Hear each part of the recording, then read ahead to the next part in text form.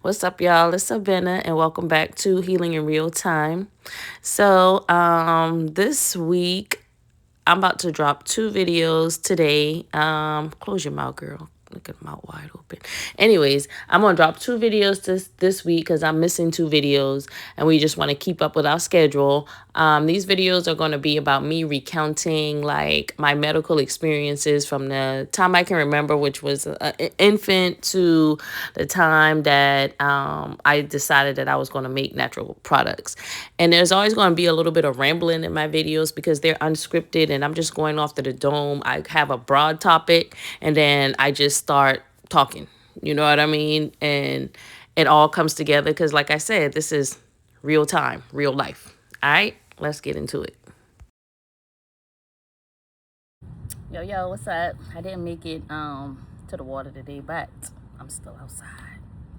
We outside. So, what are we going to talk about today? So, I just got done editing. Well, I ain't finished editing the video because the dang on thing died. And then I was trying to hook up the mic, and I do got the mic. It's somewhere out here. I can't find it at this. Oh, it's under me.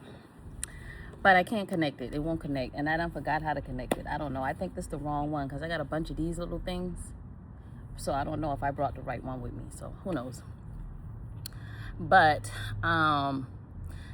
I was looking at the other video and I feel like my videos, like I just be rambling, but it's okay. It's cool because I feel like it's still good information. It shows personality and character as well as getting to the fact of the matter of, the topics that I want to talk about. So one thing I want to talk about, so when I first decided to make like a YouTube channel, like this was like 3-4 years ago, and I still wasn't comfortable, doing it. I met this young brother. I used to go to USC, if you don't know, that state in Colombia. I used to go up there. They used to have a market and I used to sell the products up there. And I met this young guy. His name is Devardo Williams. And he was he was from Jamaica, and he was very intrigued by the product and the whole packaging and everything, because by that time I had rebranded and I have my Lux look now. And so long story short, he became my brand ambassador. So he came all the way to Charleston, him and his roommate, and we recorded my first ever YouTube video. He sent it to me. I cannot find that video. I wish I can find it. I have an old laptop. I think like maybe it's saved on there somewhere. I don't know. I thought he sent it in an email or something, but I just can't find it. But long story short, he became my brand ambassador, and he passed away, probably like that a couple months after my dad passed, you know what I'm saying? So it was a double whammy on me. So I just had to figure things out so that I can come back, and make my people on the other side, like, all right, Abena, you finally doing this thing on YouTube. So I want to like follow up on the things that we were talking about during that time. And it was just like, I wanted to talk about, my lymphatic condition and my diet change. And this is a disclaimer because I need y'all to know that I am not a medical doctor. I am just a girl who decided that they want to take their healing in their own hands and did what I did, as my diet change and stuff like that to help heal my body because of the things that I was experiencing. So that's what we're going to talk about today. The things that I experienced from, birth, childhood, and all of that stuff up until the time that I decided to change my diet and start making natural products on my own. So of course, I was born when I was born, and then, came out of the womb and I had this thing.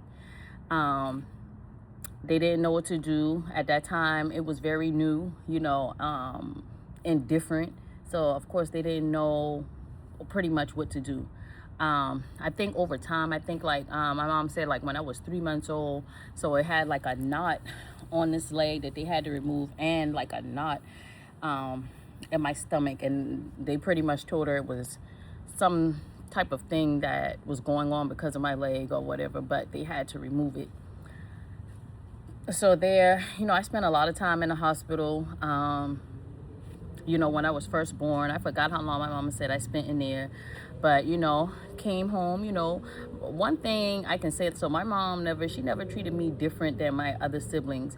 I don't think I really realized or really understood that I was different until I started, like, probably till I got in like elementary school. But the later times in elementary school, like probably like fourth and fifth grade, because even so.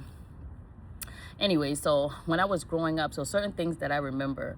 So I can remember, because I was small at the time, so my foot hadn't gotten so big. It was always abnormally shaped. It was always bigger than the right one. And then that's something that's different than every other patient that I ever seen with KTS. Like, their foot is not affected. It's just like their leg is affected. But anyways, but when I was, a little girl, like kindergarten and stuff like that, I think I could wear shoes, because the shoes would fit on my foot. But after a while, the foot became too big for the shoe. I could remember going to school. Of course, I grew up on Johns Island. Johns Island was very rural back then. It's like a little mini suburb now. But anyways, and this sun is hot, but it's so pretty on my face. But growing up on Johns Island, so I can remember her like wrapping my foot in like plastic and stuff like that, just to keep it protected. And then after a while, I think that they started making my shoes. So my shoe at that time was really big. The shoe was big because my toes were abnormally shaped. So they had like 3 big toes, and then I had like 2 little tiny toes on the end. So, to make up 5 toes. So, what they ended up doing when I was in the 2nd grade, they amputated all my toes. And they pretty much did that for cosmetic reasons, because I gotta have to move out this sun because it's hot. They did that for cosmetic reasons because the shoes were too big. So, that's pretty much what happened. And I can remember having that surgery. I can remember being in the 2nd grade, and I can remember like the boy had took all these pictures and stuff of everybody, and they gave it to me so that all of my classmates and stuff like that. And it was tough. It was hard back then, but I don't think I really realized it. I know I can remember like once I got home and stuff like that, it was almost like I had to learn how to walk all over again, because of course I wasn't walking, because the foot was all busted wide open, and they had to sew it back up. I can remember my mama had to change the dressing and stuff on it, and I never wanted to look down at my foot. Like it took me a long time. I used to go through some things when I was younger, but I never wanted to look down at my foot. And that was very weird, and every summer after, and even probably before, I was always in the hospital. Like, it was like that was my home. That was my second home. And I actually, at the time, I didn't understand, that was just something that I just knew I always had to do. And this juice too. That's just something that I always knew I had to do, go in the hospital every summer. So like the hospital, all of the nurses, the physical therapists, like they were my friends, I really liked them. They liked me, I just thought that I belonged there. They had like a playroom and stuff like that. So it was like fun, like, yeah, I had roommates sometimes, and sometimes I didn't. They became my friends in the hospital. That was just my life. I can even remember one time, I think I got some type of immunization or some type of shot in my arm, and then like my arm was just like stuck like this for a long time. Like, I had to go to therapy because my arm just used to be like this. I couldn't move it. It got stuck like that. And we had to go to therapy. I don't remember the process, but I can remember my arm being stuck. It's like me even talking about it, like that feeling that I had, like when it was stuck, like I can feel that, still. But I'm gonna pause this for a second because I got to move down, because I'm getting too hot. I'm starting to break a sweat. That ain't me shining like a diamond. I hot. Okay, so what I did was I get half in the shade and half out the shade, so that way I won't be so freaking hot.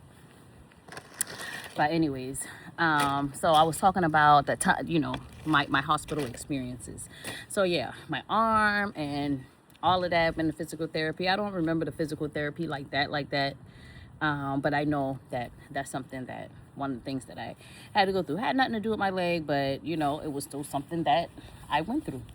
But all of those times of me going in the hospital, like every summer, it was like I think they were doing like experiments on me, or I don't even want to say experiments, but they were studying me. You know what I mean? Because I can remember a time, so they would always sedate me before they did it. So they would sedate me, and then so I'm in and out. So I can remember like being on a stage, and I was on the stage, and it was other doctors, other people. I'm assuming that they were doctors. They had to be doctors. You know what I'm saying? And I don't know what they were talking about because I'm just like in and out of consciousness. But I just know that that's something that they did when I was in the hospital during the summers. Because, and I get it. Like, if a child is born with a condition that is very rare, and there's not much research being done on it and stuff like that, like how else are they going to really understand like how to help people? So I'm saying, you become a research project. You know what I'm saying? And research project, that's crazy. But yeah, you become a research project. So I was pretty much a research project. You know what I'm saying? And I feel like me being in the hospital all the time, so it kind of, so my I want to say like my interactions with like my friends and real people, were limited, because I was always by myself, and I became used to being by myself. You know what I'm saying? It wasn't a big thing to me, which that's a great thing now. I'm not by myself a lot now, but I am kind of by myself a lot. You know what I'm saying? But it's on purpose now. You know what I mean? Because like too much of people chatter get on my nerve. But anyways, that's not what we're talking about right now. So talking about experiences in the hospital. So as I got older, it was all these different things that they had me try. Like they had this lymphedema pump that would help pump the lymphatic fluid out, and they had me like stay in the hospital while I was doing it and stuff like that. But that thing started to cause issues with me as well. So I had to stop using that, because it was pumping lymphatic fluid out, but it was doing other things that it was supposed to do either. And I don't want to talk about that. But so that's just a thing. And then like they had it to where like I had to always wear these like compression stockings. In the other video I said that like they was made of dang on sandpaper, because that's what it felt like. You know what I'm saying? It was hard. It really felt like sandpaper. And then it was hard to get on, because you know what I'm saying? Just think of that feel or whatever, and then you got to pull that thing up. So I never wore it like that. So all of the manual things that we could do that they had for me to do for lymphedema, I never really did it like that. I just was living my life, because the things were just not practical. You know what I'm saying? Like a little girl having to put them hard things on. Like my mama had other kids, and she had like 2 jobs. Like, so she couldn't always be there to help me put that thing on. And I could probably try to put it on. I did put it on sometimes, but it just wasn't right. I can remember it like in the folds of my leg and stuff like that would gather up and cause chafing, and then I started rubbing all off on. It was just a mess. Like it was like, I'm not doing this. Like y'all trying to just kill me slow. And then let's see what else I can remember. I'm trying to go in chronological order here, because during that time, I know I probably was still in elementary school. By the time I got to middle school, I don't think, of course I still have my doctor's appointments, but the things that they were telling me to do, I just wasn't doing it. And they would be like, Gina, why don't you wear your pump? And I would be like, I never even used to talk to them. I ain't gonna lie. When I used to go to the hospital all the time, I used to just sit there and look at them, or I just used to cry. That was my thing. And I wish, like, right now at MUSC, one of my doctors, and I really had liked him, but I didn't used to talk to him like that because I didn't know, like, y'all ain't helping me. Y'all just really just asking me a bunch of questions that I'm too young to be answering. So I would cry. I would cry when or cry or just don't say nothing. And I would cry every time. So I would go and get my shoes made. Of course, they had to cast the shoes all the time.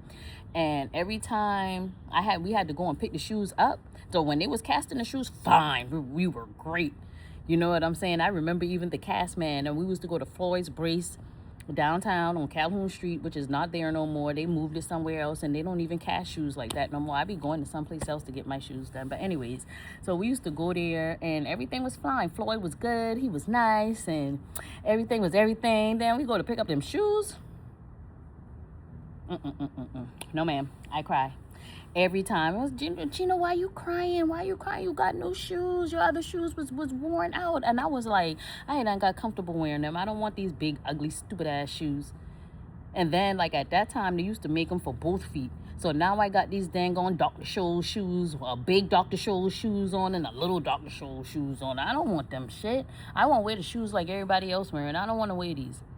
You know what I mean? So I would cry. Like, what else can I do? Like, you know what I'm saying? I was a child. I was a little. Yeah. So that's what I had to, that's some things that I had to go through with the shoe. And then, you know, life goes on and stuff like that. So one thing, so we didn't understand was that, like, so when I would stand up or walk around, I would always kneel down and rest. That was my thing, resting.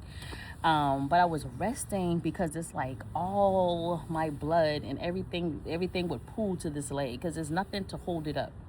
The dang on veins don't work good. The lymphatic system don't work good. So even to this day, like, I can, if my leg not wrapped and like I'm laying down with my leg up, I can feel the blood going when it's up, and I don't know if it's blood or fluid or whatever it is, I can feel it. You know what I'm saying? And you can actually see, you know, the difference in my leg, like when I hold it up in the air and then when I put it down. Crazy. So, but anyways, I always used to kneel down when I would walk around and stuff like that. So, didn't really understand that. Like, I didn't get an understanding of that until I was probably like in my 20s. So, because after I graduated from high school, like I said, I was just going along with life, you know, going to my doctor's appointments, getting shoes made, whatever dumb thing I had to do. And when I went to college and stuff like that, I feel like my body started to catch up with me. And the lack of treatment with my lymphedema started to catch up. So what started happening was all of that fluid and all of that. So your body is a smart machine. It really is. Like, I know how smart the body is because I have been through so many things medically, and I've done so many things and experienced so many things. So I understand, like, the things that's happened to me. I understand why my body was doing it. You know what I'm saying? Because the body is smart. Like, so I started getting ulcers on my leg, right? So the ulcers, found out later. At the time, I didn't know what was going on. I just tried to put tissue and stuff on it, just like put some gauze on it, like whatever I had at the time. You know what I'm saying? I was an active college student. I wanted to just, again, be like everybody else. So I would do different things, you know, to bandage it. And it wasn't working because it wasn't healing. But the thing was, my body was doing that. It was because it was just in over too much lymphatic fluid. I don't know what that is in these bushes.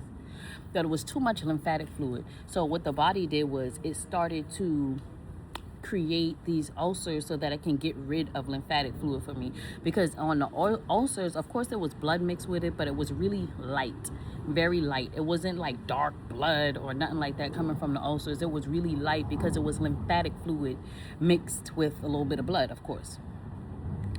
And over time, you know, while I was in school, I went to school originally for computer information systems, for computer programming.